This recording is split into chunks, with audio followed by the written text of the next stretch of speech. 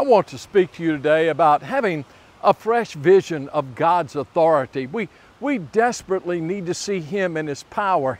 The psalmist wrote and said, show us your power, show us your strength, reveal it to us. And we need to see God in all of His authority. You know, I'm reminded of the words of Jesus when He said, all authority in heaven and on earth has been given unto me. And then He said, go therefore and make disciples. I think before we can effectively make disciples of the nations, of the world, for reaching people with the gospel, we need to see that Jesus has all authority in heaven and on earth. All the power belongs to Him.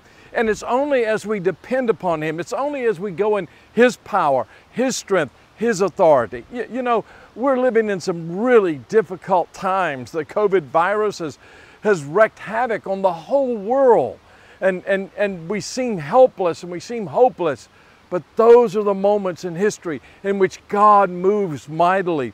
But the church, Christians like you and like me, need to have a vision.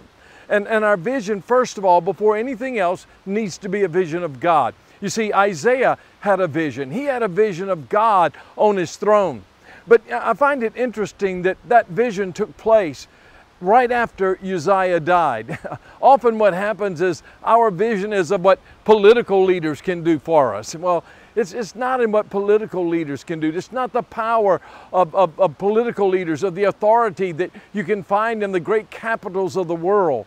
But we need to see that true authority and true power is at one place.